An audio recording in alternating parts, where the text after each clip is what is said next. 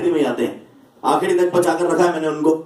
और सबसे स्पेशल क्यों है ये भी बता देता हूं, क्योंकि आज ये जो कुछ भी आप यहां पर होता हुआ देख रहे हो, जितने लोगों ने आज कुछ किया जिनसे शायद उनके पेरेंट्स प्राउड फील करते हैं, वो सब कुछ सिर्फ उस एक इंसान की बदौलत है जिसने यहाँ पे एक पहला इनिशिएटिव लिया था। आज से कुछ महीनों पहले that person took an initiative, उसने अपना हाथ खड़ा किया और ये बात बोली, मैं वो पहला इंसान बनूंगा जो कॉर्पोरेट इन्फोकॉम प्राइवेट लिमिटेड को मुंबई में स्टार्ट करूंगा। He became the first person to start. उन्होंने स्टार्ट किया 2-3 दोस्तों के साथ एक कमरे में बैठकर।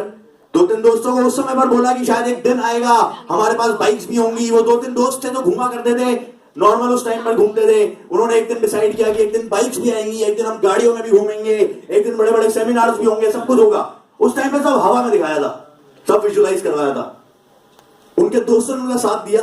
वो 2-3 दोस्त आज हजारों की फौज बन चुके हैं। आज वो इंसान जहां पर भी कदम रखता है उसका नाम उससे पहले वहां पर लोग जानते होते हैं। कुछ ऐसा उन्होंने कर दिखाया है अपनी लाइफ में। आज शायद अगर मुंबई इस पूरे ग्रुप के अंदर कोई इंसान ऑप्ट करता है इस चीज को, तो उस इंसान को अपनी इंस्पिरेशन जरूर मानता है। और इन्होंने कुछ ऐसा नाम बना लिया है कि कोई भी ऐसा इंसान जो आज की डेट में इस कंपनी को ज्वाइन करता है, इस कंपनी को ऑप्ट करता है, ऐसा हो नहीं सकता कि उस इंसान को उसका नाम ना बताओ। एक ऐसी पर्सनालिटी आपके सामने आएगी, जब वो यहां पर आएंगे तो शायद ये लोग आपको उस इंसान का रुतबा बता देंगे।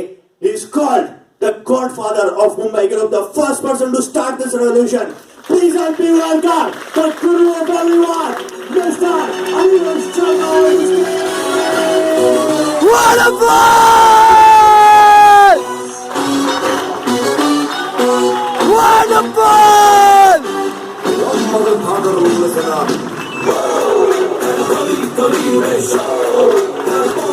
Wonderful!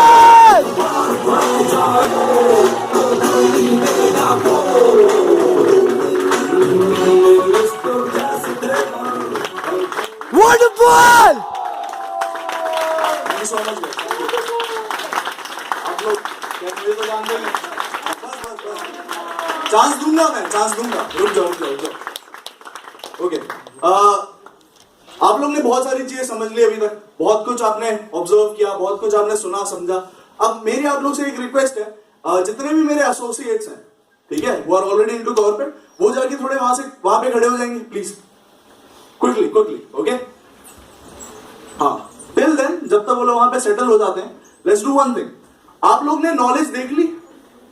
Okay, talking about myself, I worked on 2 different websites. मैंने 2 अलग-अलग वेबसाइट्स पे काम किया है। Okay, and right now I'm working on my 3rd website, that is boundlessmotivation.com. Apart from that, I have a network size of almost 2,500 guys. And उसके अलावा पैसा, achievements, मैं आप लोगों को ये सब कुछ डिस्प्ले नहीं करने वाला। ओके, मैं आप लोगों को ये सब कुछ नहीं बताने वाला। I'll talk about something that is only feel, the feel.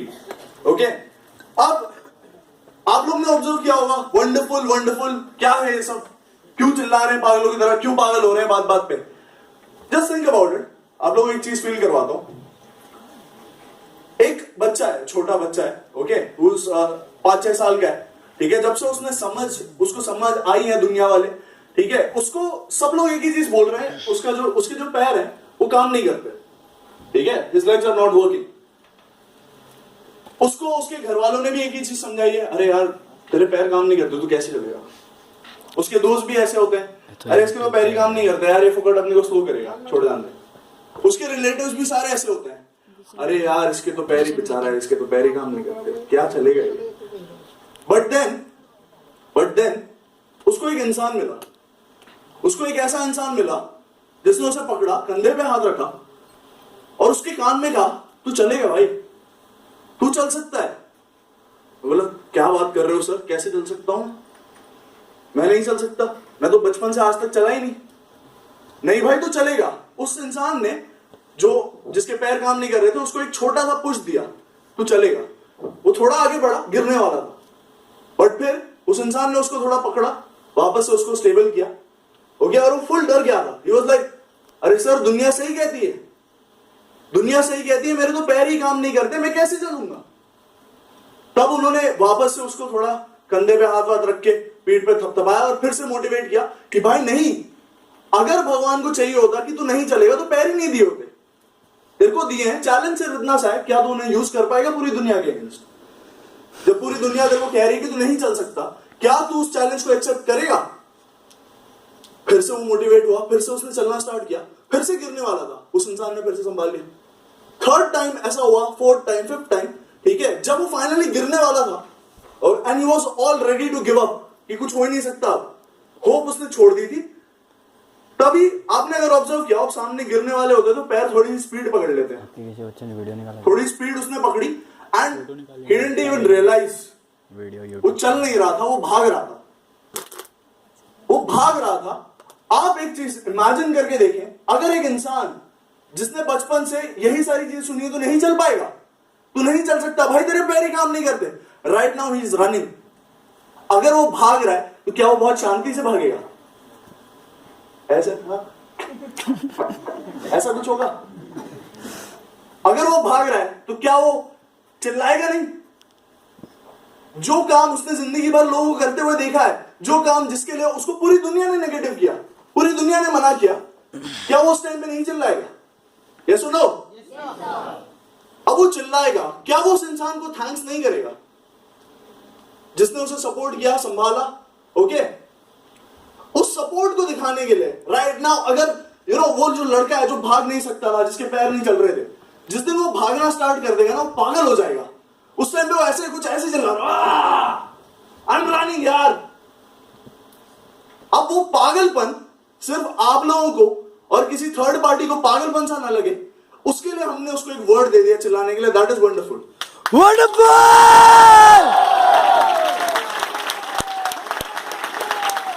Because ये जितने भी लोग पागलों की तरह चिल्ला रहे हैं ना, ये वो लोग हैं और ये हमारे ही जैसे लोग हैं जिन्होंने बचपन से सुना है, अबे तू 18 साल का तू क्या कमाएगा, अबे तू 19 साल का तू क्या कमाएगा, अरे 18 साल की उसे कोई तेरे लिए गाली नहीं बजाएगा। Honestly guys, I would request you all to stand up now. Please stand up. Please stand up. Shut up something about that. Aisha! Hey, wonderful. Wonderful! और feel नहीं कि देखना मेरे दोस्त, just think about it. जिस दिन ये पूरा ऑडिटोरियम खड़ा होगा और यहाँ पे आपके पेरेंट्स बैठे हुए होंगे, उस दिन मेरे को आके बोल देना, हाँ सर मेरे 8,699 रुपए वसूल नहीं हुए, उसको 100 से मल्टीप्लाई करके आपका अकाउंट नंबर दे देना, उसमें ट्रांसफर करा दूंगा। Wonderful!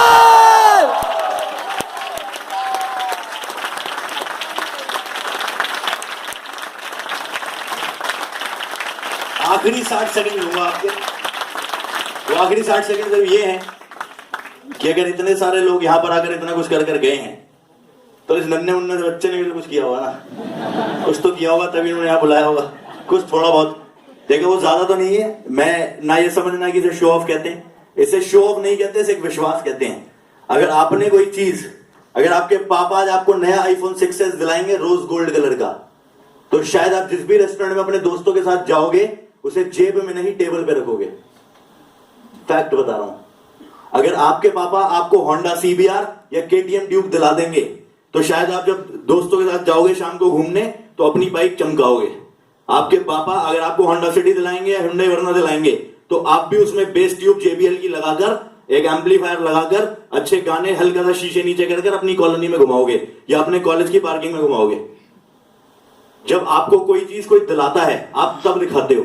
सोचो इन लोगों ने तो खुद खरीदी है, या हम जितने भी लोग स्टेज पर खड़े हैं हमने तो खुद खरीदी है, तो क्यों ना दिखाई जाए। ठीक, तो इसको ये मत समझना कि इनमें किसी ने या मैंने आपको कुछ दिखाया। ये सिर्फ हमारा एक विश्वास है कि अगर हम ये चीज कर सकते हैं, तो हम ये चीज अगर कर पाए या हम कर सकते हैं, तो आप में से हर एक इंसान भी उसको कर सकता है। क्योंकि अगर आप मुझे उस दिन देख लेते जिस दिन मैं पहली बार वहां पर बैठा था उस कुर्सी पर, आप मुझे देखकर ये कह ही नहीं सकते थे कि ये इंसान कमाएगा। जब मैंने स्टार्ट किया था तो लोग मेरे को बोलते थे ये कमाएगा, ये कमाएगा, मतलब शक्ल देखी तूने अपनी। लोग मेरे को बोलते थे, मैं भी बोलता था यार शक्ल तो देखी, इतनी बुरी भी नहीं है, कमा तो वैसे लूंगा, चलो कोई बात नहीं। फिर भी लोग बोलते थे, बहुत सवाल खड़े किए। आई लिव इन दिल्ली, तो दिल्ली में क्या होता है कि यहाँ पर तो फिर भी लोग सोफिस्टिकेशन में बहुत सारी बातें सुन लेते हैं। ठीक है, दिल्ली के लोग थोड़े बदनाम है पूरे इंडिया में, हम बदनाम है, जहां पर भी जाते हैं बदनाम ही है। तो वहां पर कोई भी किसी की बात इतनी आसानी से सुनता नहीं और सामने वाले की बात को काटता है। तो जब मैं बसेस में ट्रैवल करता था, क्योंकि मिडिल क्लास फैमिली का हूं, घर पे कोई व्हीकल तक भी नहीं था। आपको घर वालों ने 12वीं कक्षा में बाइक दिला दी होगी, कुछ को यहाँ पे 8th क्लास में मिल गई होगी, मेरे को कभी मिला ही नहीं। एक साइकिल थी, वो भी जिद करके दिलाई थी। 12th क्लास में पहली बार समझ में आया बाइक बाइक क्या होती है, कैसे होती है। जिंदगी आगे बढ़ी तो मुझे पता था कि घर वाले कभी कुछ दिलाएंगे नहीं। उन्होंने सिर्फ ये बोल दिया था बीटेक कराना बहुत है, इतना कर लो, बाकी खुद देख लेना, ठीक है। जब ये कॉन्सेप्ट सामने आया तो कॉन्सेप्ट सुनने के बीच में एंड तक में मुझे यकीन नहीं था। मैंने खुद बताया था, मुझे यकीन तब आया जब मैंने ऐसे लोग वहां पर देखा। बट यकीन आने के बाद भी जब मैंने स्टार्ट भी किया, लोगों को बताता था, तो लोग यही बोलते थे तू खुद बस से उतर के आया है, 5 रुपए की टिकट खरीद के तू हमें ये बताएगा कि 32 लाख रुपए कैसे कमाए जाते हैं। जिस दिन कमा लेगा उस दिन बता दियो। मैंने बात सीरियसली ले ली, चलो ठीक है यार, कह तो सही रहो, पहले कमा लेते हैं फिर बता देंगे। फिर मैंने कमा लिया, बता भी दिया, कोई बात नहीं। लोगों को तब भी चैन वैन पड़ता नहीं। तो जिंदगी कुछ इस तरीके की थी। अगर क्या किया है मैंने, अगर अचीवमेंट की बात करते हैं, लोग मेरे से पूछते हैं सर आपकी अचीवमेंट क्या है।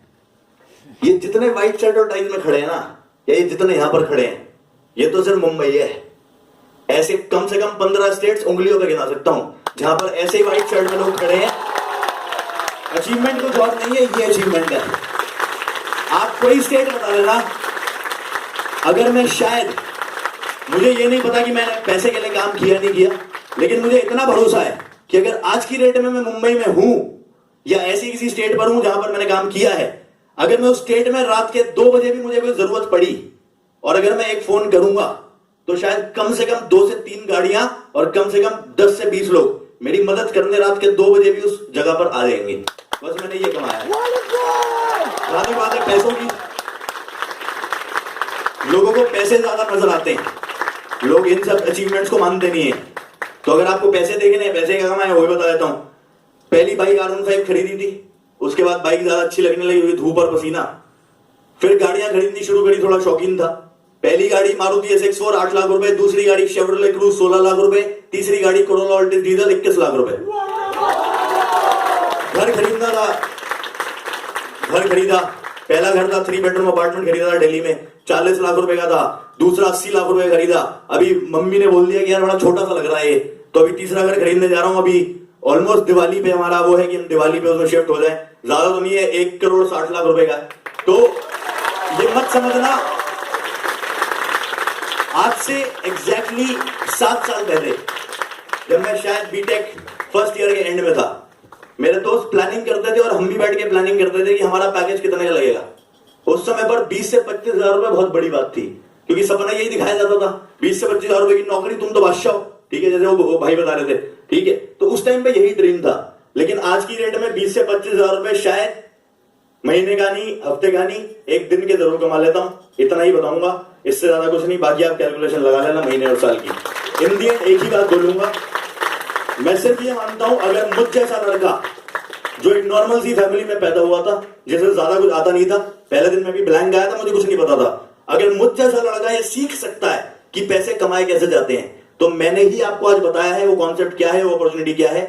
घर जाकर 10 लोगों से पूछकर फैसला मत लेना, अपना दिमाग चलाना, क्योंकि जिंदगी आपकी है। एक बात याद रखना, अगर बदलेगी, अगर फेल होंगे तो भी आप होगे, अगर सक्सेसफुल होगे तो भी आप होगे। वो पड़ोसी कभी नहीं होगा, वो बड़े भैया कभी नहीं होंगे जो आपको एडवाइस देंगे, ठीक है। जिस तरीके से अपनी शादी का फैसला आप खुद करोगे, उसी तरीके से अपनी जिंदगी का फैसला भी खुद ही करना। 10 लोगों की एडवाइस के मीन का ऑब्जर्वेशन का मीन लेकर अपना डिसीजन या आंसर मत बनाना, उससे जिंदगी में ठोकर ही होगी और कुछ नहीं होगा। बाकी इन दी एंड आपने बहुत ध्यान से मेरी बातों को सुना, उसके लिए थैंक यू ऑल। अब इतनी ध्यान से सुन ही लिया है, यहां से बाहर निकलते ही जिस किसी ने आपको बुलाया या इनमें से किसी से भी अपने डाउट को क्लियर करके जा सकते हैं, क्लियर जरूर कर लेना, क्योंकि आज नहीं किया तो बाद में मौका मिले ना मिले। Thank you so much, this was Saurabh Gupta, it was a nice experience with you, you can now discuss, thank you.